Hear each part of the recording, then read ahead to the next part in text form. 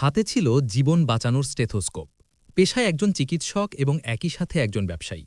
কিন্তু সবকিছু ছাপিয়ে তিনি বেছে নিয়েছেন রাজনীতির এক কণ্টকাকীর্ণ পথ। তিনি রাজনীতি শুরু করেছিলেন বামধারার জাসদ দিয়ে। আর আজ চরম সংকট আর ধ্বংসস্তূপ থেকে দলকে টেনে তুলে তিনি পরিণত হয়েছেন দেশের প্রধান বিরোধী দলের শীর্ষ নেতায়। বলছিলাম ডাক্তার শফিকুর রহমানের কথা।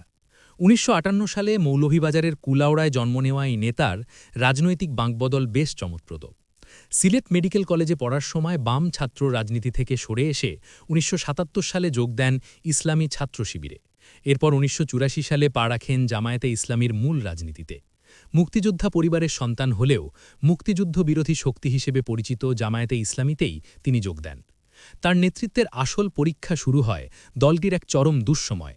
শীর্ষ নেতাদের ফাঁসি, দেশজুড়ে নেতাকর্মীদের ওপর চরম নিপীড়ন আর সরকারি নিষেধাজ্ঞায় যখন দলটির অস্তিত্বই প্রায় বিলীন হওয়ার পথে, ঠিক তখনই শক্ত হাতে দলের হাল ধরেন তিনি। ২০১৯ সালে আমিরের দায়িত্ব নিয়ে দলকে শুধু নিশ্চিহ্ন হওয়ার হাত থেকেই বাঁচাননি, দিয়েছেন এক বৈপ্লবিক রূপান্তর।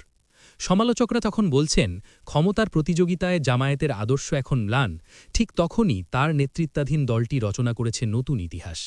৮৪ বছরের প্রবীণ দলটি প্রথমবারের মতো ৬৮টি আসন নিয়ে সংসদে প্রধান বিরোধী দলের স্থান দখল করেছে। ভিন্ন ধর্মাবলম্বীদের মনোনয়ন দেওয়া কিংবা ২১শে ফেব্রুয়ারিতে শহীদ মিনারে ফুল দেওয়া, জামায়াতের এই অভাবনীয় পরিবর্তনের মূল কারিগর তিনি। রাজনীতির এই কঠিন হিসেব নিকেশের বাইরেও যে কোনো দুর্যোগে ছুটে যাওয়া এক মানবিক নেতা হিসেবে তিনি জয় করেছেন সাধারণ মানুষের মন।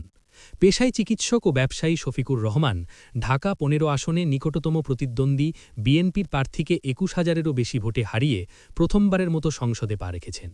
রাজপথের এই পোড়া খাওয়া নেতার হাত ধরে সংসদে এবার গতানুগতিক কোনো বিরোধী দল নয়, বরং সাধারণ মানুষের অধিকারের কণ্ঠস্বর ধ্বনিত হবে, এমনটাই প্রত্যাশা সবার।